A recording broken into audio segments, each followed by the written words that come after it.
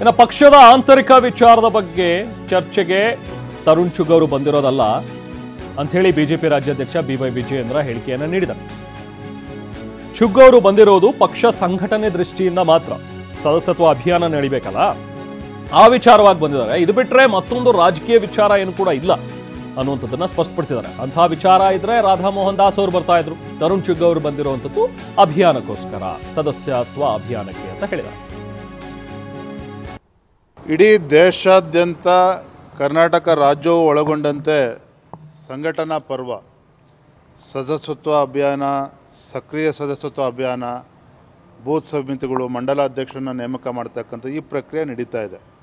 ಈ ಹಿನ್ನೆಲೆಯಲ್ಲಿ ನಮ್ಮ ರಾಷ್ಟ್ರೀಯ ಪ್ರಧಾನ ಕಾರ್ಯದರ್ಶಿಗಳಾಗಿರ್ತಕ್ಕಂಥ ತರುಣ್ ಚುಗ್ಜಿ ಅವರು, ಕರ್ನಾಟಕ ಸಹ ಉಸ್ತುವಾರಿಗಳಾಗಿರ್ತಕ್ಕಂಥ ನಮ್ಮ ಸುಧಾಕರ್ ರೆಡ್ಡಿ ಅವರು ಇವತ್ತು ಬೆಂಗಳೂರಿಗೆ ಬಂದಿದ್ದಾರೆ.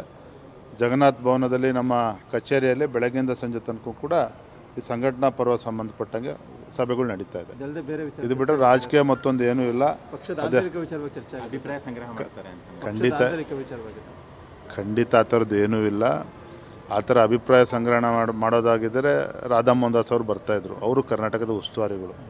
ಇವತ್ತು ನಮ್ಮ ರಾಷ್ಟ್ರೀಯ ಪ್ರಧಾನ ಕಾರ್ಯದರ್ಶಿಗಳು ತರುಣ್ ಚುಗ್ ಅವರು ಇವರು ಬಂದಿರತಕ್ಕಂಥದ್ದು ಕೇವಲ ನಮ್ಮ ಸಂಘಟನೆಯ ಸೀಮಿತವಾಗಿ ಸಂಘಟನಾ ಪರ್ವ ದೃಷ್ಟಿಯಿಂದ ಬಂದಿದ್ದಾರೆ.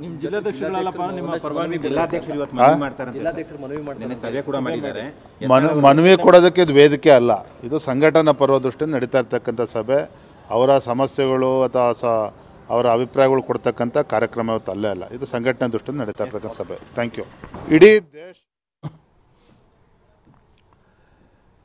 ಸೊ ಇದು ಬಿವೈ ವಿಜಯೇಂದ್ರ ಅವರ ಮಾತುಗಳು. ತರುಣ್ ಚುಗ್ ಅವರು ಬಂದಿರುವಂಥದ್ದು ಇಲ್ಲಿ ಸದಸ್ಯತ್ವ ಅಭಿಯಾನದ ಬಗ್ಗೆ ಹೊರತು ಯಾವುದೇ ಪಕ್ಷದ ಆಂತರಿಕ ವಿಚಾರ ಚರ್ಚೆ ಆಗಲ್ಲ ಅಂತ.